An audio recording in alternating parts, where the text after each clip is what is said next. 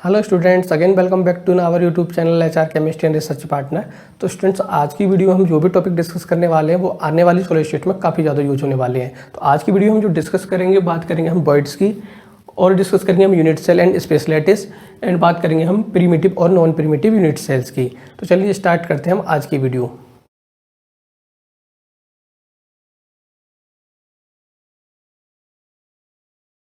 तो स्टूडेंट्स, अगर हम बात करें अभी तक की सॉलिड स्टेट में, तो हमने देखा कि सॉलिड जब भी कोई फॉर्म होता है तो जो हमारे एटम्स हैं सॉलिड के, उनके बीच जो फोर्स ऑफ अट्रैक्शन है वो काफ़ी ज़्यादा स्ट्रॉन्ग था, जिससे जो उनके बीच की डिस्टेंस थी वो काफ़ी कम हो जाती है, जिसे हमने इंटरन्यूक्लियर डिस्टेंस ही बोला था। सपोज मैं किसी भी एक क्रिस्टलाइन सॉलिड की फॉर्मेशन को दिखाता हूँ, जिसमें कि जो अरेंजमेंट है हमारे एटम्स का वो इस टाइप्स का है। जो हमने लास्ट वीडियोस में बात की थी, इस अरेंजमेंट को हमने वन डायमेंशनल अरेंजमेंट भी बोला था, क्लोज पैकिंग भी बोली थी। तो अब जो आने वाला एटम है, सपोज हमारे इस स्पेस को ऑक्यूपाई कर लेता है, और जो हमारा अरेंजमेंट है वो इस टाइप्स का है। अगर मैं बात करूं कि फोर्स ऑफ अट्रैक्शन इतना ज़्यादा स्ट्रॉन्ग है हमारे सॉलिड में कि जो एटम्स के बीच की दूरी थी वो मिनिमम है, मतलब कोई भी एटम अगर नेक्स्ट आता है किसी भी एटम्स के पास तो इतना क्लोज आ जाता है कि वो आपस में टच करने लगते हैं। तो देखना यह है कि जब एटम्स हमारी काफ़ी ज़्यादा पास से आते हैं तो उनके बीच में भी कोई अगर स्पेस बचता है नहीं बचता है, या क्लोज पैकिंग हमारी 100% हो जाती है। तो हम देखेंगे कि अगर हम अरेंजमेंट इस टाइप से देख रहे हैं कि जो हमारे एटम्स हैं आपस में इतने क्लोज हैं कि वो टच हो गए, फिर भी अगर हम देखें तो कुछ स्पेस ऐसा होता है जिसे मैं हाईलाइटेड कर रहा हूँ, जो कि हमारे परफेक्ट क्लोज पैकिंग भी करें हम तब भी स्पेस जो है वो बाकी रह जाता है। इस जो स्पेस की मैं बात कर रहा हूँ इसे ही हम बोलते हैं वॉइड्स। तो जब भी हमारा कोई सॉलिड फॉर्म होता है और एटम्स के बीच जो स्पेस रह जाता है उसे हम बोलते हैं वॉइड्स। ये अरेंजमेंट मैंने भी जैसे दिखाया, ये अरेंजमेंट ऐसा भी हो सकता था। अगर ऐसे दिखाऊं तो मैं लास्ट वीडियो में बात की थी कि आने वाला एटम्स था हमारा, वो यहाँ ना आकर जस्ट उसके नीचे आ जाए और अरेंजमेंट इस टाइप का हो, तब भी हम देखेंगे तो इनके बीच का जो गैप है इसे हमने बोला था वॉइड्स। अब वॉइड्स की बात हम कर रहे हैं तो वॉइड्स की नेमिंग देंगे कि अगर मैं इसमें बात कर रहा हूँ अरेंजमेंट में तो इसमें भी वॉइड्स है, इसकी बात कर रहा हूँ इसमें भी वॉइड्स है, तो हम वॉइड्स की भी नेमिंग करेंगे। जैसे हमने कि लास्ट जो हमने वीडियो थी उसमें हमने अरेंजमेंट में नेमिंग की थी, इसी टाइप से हम नेमिंग करेंगे वॉइड्स की। तो अगर वॉइड्स की नेमिंग करूँ तो मैं पहले आपको कुछ शेप्स के बारे में बता दूँ। आई होप आप जानते ही होंगे क्योंकि लास्ट आपने क्लासेस में जो अपने हाइब्रिडाइजेशन पढ़ा होगा उसमें आपने कुछ शेप्स के बारे में पढ़ा होगा, जैसे कि linear, trigonal, planar, square planar. जैसे कि मैं बात करूं, जैसे आपने हाइब्रिडाइजेशन पढ़ा था SP, SP2, SP3, अभी हमने डिस्कस नहीं कर रहे हैं, बस हम शेप की बात कर रहे हैं। तो जैसे आपने लीनियर शेप को ऐसे शो किया था, ट्राइगोनल प्लेनर को इस टाइप से शो किया था, स्क्वायर प्लेनर को इस टाइप से शो किया था, पेंटागोनल प्लेनर को इस टाइप से शो किया था, आपने इस शेप को बोला था ऑक्टाहेड्रल। तो कुछ ये शेप्स आपको पता होना चाहिए क्योंकि ये वॉइड्स में हमने यूज करेंगे। तो मैं नेमिंग की बात करता हूँ कि हम जो सॉलिड स्टेट में वॉइड्स की बात कर रहे हैं तो उनकी हम नेमिंग किस टाइप से करेंगे। तो जैसे मैं एक अरेंजमेंट आपको दिखाता हूँ कि अभी जो अरेंजमेंट हमने बनाया था कि कोई भी हमारे जो अरेंजमेंट है वो इस टाइप का है। अब अरेंजमेंट हमारे इस टाइप में जो हमारी वॉइड्स है तो हम इस वॉइड्स को क्या नेम देंगे। तो जब भी कोई हमारी वॉइड्स की बात कर रहे हैं अरेंजमेंट में, तो हम नेमिंग के लिए जो हमारी वॉइड्स जिन एटम्स से बन रही है, मतलब जो एटम्स के क्लोज आने से हमारी वॉइड का फॉर्मेशन हो रहा है, उन वॉइड्स जो एटम्स हैं उनके हम सेंटर्स को मिलाएंगे और मिलाने से हमें जो शेप मिलती है उस वॉइड का नाम वही रख देंगे। जैसे कि अगर मैं इस वॉइड्स की बात करूं तो इस वॉइड को बनाने में जो पार्टिसिपेट कर रहे हैं वो हमारे ये 3 एटम कर रहे हैं, और इन 3 एटम के अगर मैं सेंटर को मिलाता हूं तो मुझे जो शेप मिल रही है वो मिल रही है ट्राइगोनल प्लेनर टाइप की। तो इस वॉइड को मैं नाम दूंगा, इसे मैं बोलूँगा ट्राइगोनल प्लेनर भी बोल सकता हूँ वॉइड। मतलब इस टाइप की जो भी वॉइड्स बनेगी अब उसे हम ट्राइगोनल वॉइड्स की नाम से जानेंगे। अगर मैं इस अरेंजमेंट में कहीं भी बात करूं तो आप जब भी देखेंगे, अगर मैं इस वॉइड की बात करता हूं तो इसमें भी आप देखेंगे जो फॉर्मेशन हो रहा है इस वॉइड का वो भी इन 3 एटम से हो रहा है। तो इनके मैं सेंटर्स को ऐड करूं तब भी जो मेरी शेप मिल रही है वो मुझे ट्राइगोनल मिल रही है। तो इस टाइप की जो भी वॉइड होंगी हम उसे ट्राइगोनल वॉइड बोलेंगे। ऐसा हो सकता है कि अरेंजमेंट आपका इस टाइप्स का हो। आपका अरेंजमेंट इस टाइप का है, क्योंकि आपको समझना है, रटना नहीं है, क्योंकि आने वाला जो हमारा 3D पोर्शन है, 3D अरेंजमेंट होगा क्लोज पैकिंग का, वो और भी ज़्यादा टफ होने लगेगा अगर आप इसे रटने की कोशिश करेंगे। तो मैक्सिमम आपको ध्यान रखना है इसे समझने का। अगर आपका अरेंजमेंट है जो 2D क्लोज पैकिंग का वो इस टाइप का है, तो मैं आपसे पूछता हूँ कि किसी भी वर्ड्स की बात करें सभी सेम है, किसी एक की बात हम कर लेते हैं। तो सपोज मैं इस वर्ड की बात करता हूँ, इस वर्ड को हम क्या नाम देंगे?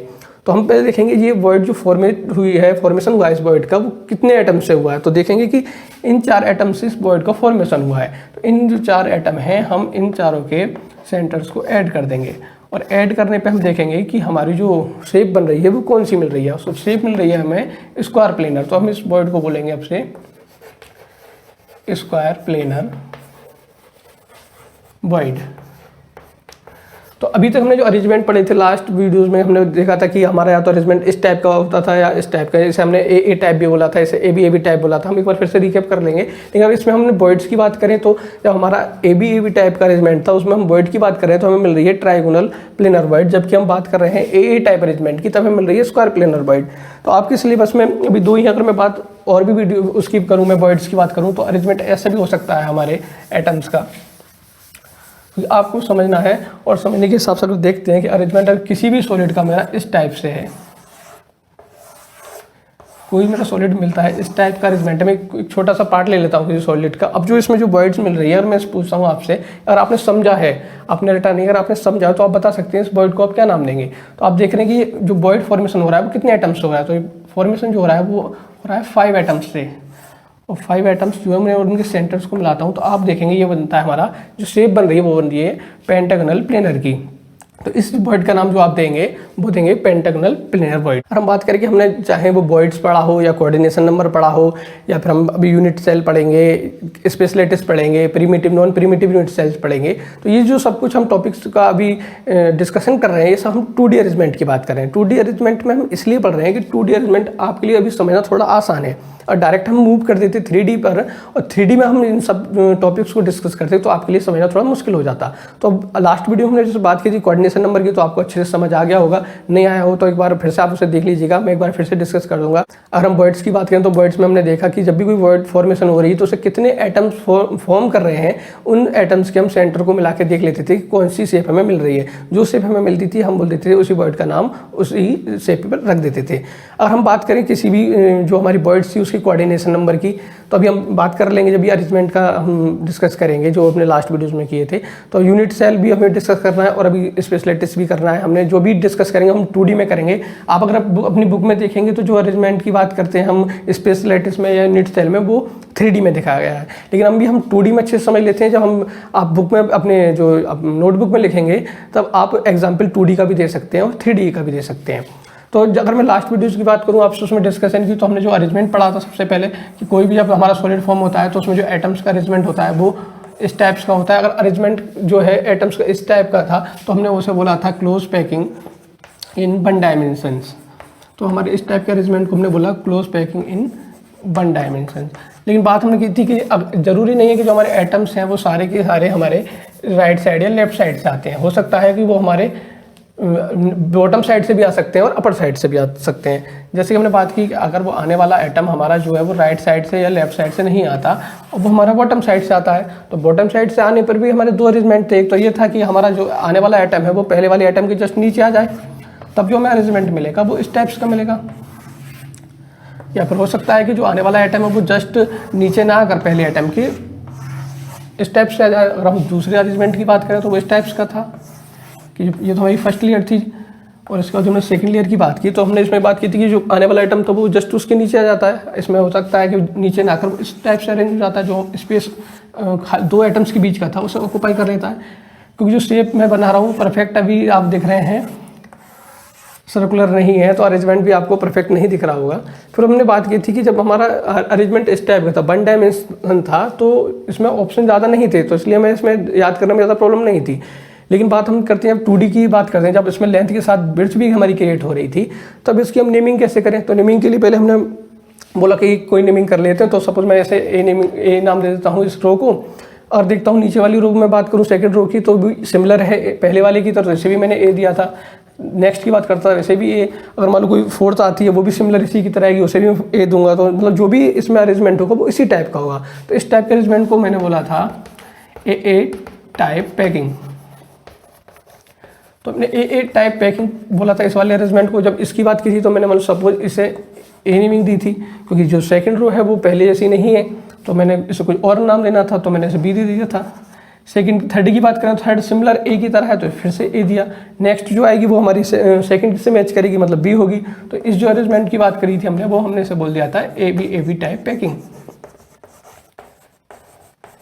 उसके बाद हमने बात की थी कोऑर्डिनेशन नंबर की। कोऑर्डिनेशन नंबर में हमने बोला था कि कोऑर्डिनेशन नंबर किसी पर्टिकुलर एटम का उसके नियरेस्ट नेबर जो एटम्स हैं उनके नंबर के बराबर होता है। मतलब या हम ऐसे बोल सकते हैं कि कोई भी एटम का नियरेस्ट नेबर वो होगा जो उसे टच करेगा। तो जितनी भी टच करने वाले एटम्स हैं उसे भी हम बोल सकते थे कि उसका कोऑर्डिनेशन नंबर है। तो हम बाइन डायमेंशनल क्लोज पैकिंग की बात की थी हमने कि किसी भी एटम का पर्टिकुलर जो कोऑर्डिनेशन नंबर था वो 2 था, जिसका हमने अच्छे से लास्ट वीडियो में कर लिया था। इसकी बात करी थी तो हमने इसमें अगर किसी भी एटम को लिया था, जैसे सपोज इस एटम को लिया था, तो इसके जो टच करने वाले एटम्स थे वो 4 थे, 1 2 3 4। तो इसका जो कोऑर्डिनेशन नंबर था, मतलब इस टाइप की जो भी हमारा अरेंजमेंट है ए टाइप का, उसका जो कोऑर्डिनेशन नंबर होगा किसी भी एटम का वो 4 होगा। इसकी बात की थी तो हमने किसी एक एटम को सिलेक्ट कर लेते हैं, उससे देखते हैं कितने एटम टच कर रहे हैं, कितने उसे नियरेस्ट नेबर हैं। तो उसके हमने देखा था तो 6 थे, 1 2 3 4 5 6। तो इसका जो कोऑर्डिनेशन नंबर था हमारा वो हमारा 6 था। हमने बात यहाँ तक कर ली थी।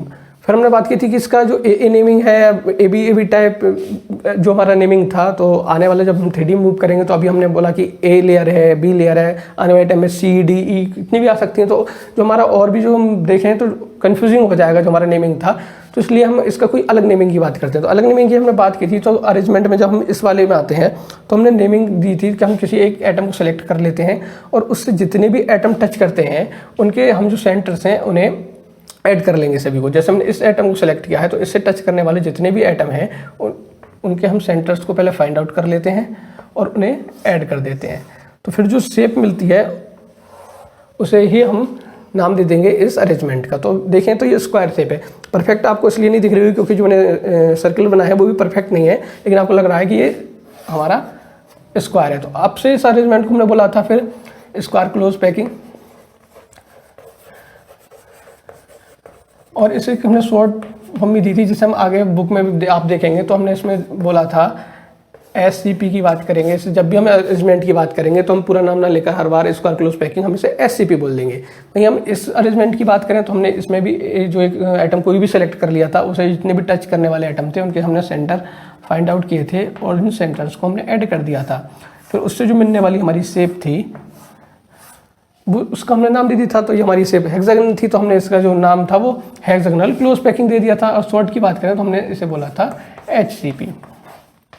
तो हमने इसमें बात कर ली थी लास्ट वीडियो तक कि जो अरेंजमेंट है हमारा, जो 2 डायमेंशनल अरेंजमेंट है, क्लोज पैकिंग है, वो 2 टाइप्स का था। अगर 2D की बात करते थे तो ए टाइप था या AB टाइप था। ए टाइप को हमने SCP भी बोला। इसमें किसी पर्टिकुलर एटम का जो कोऑर्डिनेशन नंबर होता है वो 4 होता है। जबकि हमने दूसरी की बात की थी AB टाइप की बात करें तो इसका जो कोऑर्डिनेशन नंबर था किसी भी हमारे एटम्स का वो 6 था। वहीं इसे शॉर्ट में हम बोलते थे HCP, जो हमने इसका सेकंड नेमिंग की थी। और वहीं बात करते हैं हम इस अरेंजमेंट में बॉइड्स की बात करें तो बॉइड्स आप देख रहे हैं कि ए टाइप का जो अरेंजमेंट है उसमें जो बॉइड्स मिल रही है आपको, वो उस नेमिंग की बात करें इस बॉइड्स की तो आप मैंने बताया था अभी स्टार्टिंग में कि जो हमारी बॉइड्स है वो कितने एटम्स से फॉर्म हो रही है। तो और बात करूँ तो जो हमारा बॉइड्स है ये 4 एटम्स से मिल रही है। तो फिर मैं इस एटम्स के मतलब अभी आप स्टार्टिंग है तो आप कर सकते हैं कि इसके जो सेंटर्स हैं उन्हें आप ऐड कर लीजिए, आप देख लीजिए कौन सी शेप आपको मिलती है तो उसका नाम बॉइड का बोल देंगे। तो ये स्क्वायर बॉइड है तो इसे मैं बोलूँगा स्क्वायर प्लेनर बॉइड। मतलब जो ए टाइप का अरेंजमेंट है या बोल सकते हैं हम SCP जो अरेंजमेंट है हमारा, उसमें जो बॉइड मिलती है हमें स्क्वायर प्लेनर बॉइड मिलती है। जबकि इधर मैं बात करता हूँ तो कोई बॉइड है, जैसे इसकी बात करता हूँ तो इसमें जो बॉइड फॉर्म हो रही है जिन एटम से उनके मैं सेंटर्स को ऐड कर देता हूँ, जो मुझे शेप मिल रही है वो मिल रही है ट्रायंगुलर प्लेनर। तो इसकी जो बॉइड्स होगी उसका नाम होगा हमारा ट्रायंगुलर प्लेनर बॉइड। तो अगर मैं डिफरेंस की बात करूँ, दोनों ही हमारे जो पैकिंग आपके एग्जाम में आ सकता है कि हमारे जो 2D पैकिंग थी हमारे क्रिस्टलाइन सॉलिड की क्लोज पैकिंग में, तो उसमें हमें 2 टाइप्स की पैकिंग थी। एक को हमने ए टाइप पैकिंग बोला, दूसरे को हमने AB टाइप पैकिंग बोला। इसमें हम कोऑर्डिनेशन नंबर की बात करें किसी भी आइटम्स की तो 4 था। इसमें अगर बात करें हमारे अरेंजमेंट में जो कि हमारा AB टाइप था उसमें कोऑर्डिनेशन नंबर किसी भी पर्टिकुलर आइटम का 6 था। इसे हमने शॉर्ट में SCP बोला। और ABAB टाइप को हमें HCP बोला। इसमें हम वॉइड्स की बात करें तो स्क्वायर प्लेनर वॉइड होती हैं, इसमें हमारी ट्रायंगुलर वॉइड्स होती हैं। अब हम बात करेंगे जो हमारी वॉइड्स का हमने नेमिंग दी है, वॉइड्स का भी कोऑर्डिनेशन नंबर कितना है। तो हमने जितने एटम, अच्छे से ध्यान से सुनना है इसे, कि जितने एटम मिलकर किसी वॉइड्स को बनाते हैं उस वॉइड का कोऑर्डिनेशन नंबर उतना ही होता है। मतलब इस वॉइड की बात मैं करूं तो कोऑर्डिनेशन नंबर जो होगा वॉइड का वो हमारा होगा 4, क्योंकि इसे 4 एटम मिलकर बनाते हैं। अगर वही बात मैं करता हूं इस वॉइड की, तो इस वॉइड का जो कोऑर्डिनेशन नंबर होगा वो 3 होगा। तो आपको ये ध्यान रखना है कि अरेंजमेंट की बात कर रहे हैं हम, वर्ड्स की बात कर रहे हैं, क्योंकि आप यहाँ तो आपको हो सकता है कन्फ्यूजन हो जाए कि आप समझते हैं कि किसी एटम का यहाँ कोऑर्डिनेशन नंबर 4 है और वॉइड का कोऑर्डिनेशन नंबर की बात करें वो भी 4 है। तो आप ये न समझ लें कि जो कोऑर्डिनेशन नंबर एटम का है वही वॉइड का है, ऐसा बिल्कुल नहीं है। क्योंकि इस अरेंजमेंट में बात करेंगे तो सिमिलर है, लेकिन अगर इस अरेंजमेंट की बात करेंगे आप तो आप देखेंगे कि यहाँ पे कोऑर्डिनेशन नंबर किसी पर्टिकुलर एटम का तो 6 है, लेकिन अगर आप वॉइड के कोऑर्डिनेशन नंबर की बात करेंगे तो 3 है। तो हम इससे डिफ्रेंशिएट कर सकते हैं, आपको एग्जाम आ सकता है और आप दोनों की इमेज बना के भी दिखा सकते हैं। और सारे जो हमने पॉइंट डिस्कस किए हैं, चाहे वो कोऑर्डिनेशन नंबर हो, चाहे वो वॉइड्स हो, वॉइड्स का कोऑर्डिनेशन नंबर हो, और शॉर्ट फॉर्म की बात की हो या हमने नेमिंग की बात की हो, उसे हम डिफ्रेंशिएट कर सकते हैं। अब पर्टिकुलर हम बात करते हैं किसी एक अरेंजमेंट की। अभी मैं इसमें ये अरेंजमेंट ले लेता हूँ, बाकी को रफ कर देता हूँ।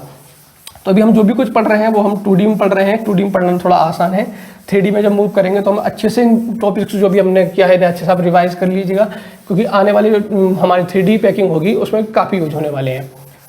तो हम बात करते हैं इससे आगे की, क्योंकि हमारा वॉइड्स हो चुका है अब और हमारा कोऑर्डिनेशन नंबर हो चुका है। इससे आगे हम बात चलते हैं। तो अगर मैं बात करता हूँ अरेंजमेंट की, तो एक बार मैं हमारा अरेंजमेंट है क्रिस्टलाइन सॉलिड का मैं आपको दिखा देता हूँ कि जब भी हमारा कोई सॉलिड फॉर्म होता है, परफेक्ट अभी शेप नहीं बन रही है, तो आप जब भी बनाए तो समझ सकते हैं आप कि जो हमारी सर्कुलर शेप है वो परफेक्ट है। कोशिश में परफेक्ट बनाने की कर रहा हूँ। तो सपोज मैंने कोई अरेंजमेंट बनाया है,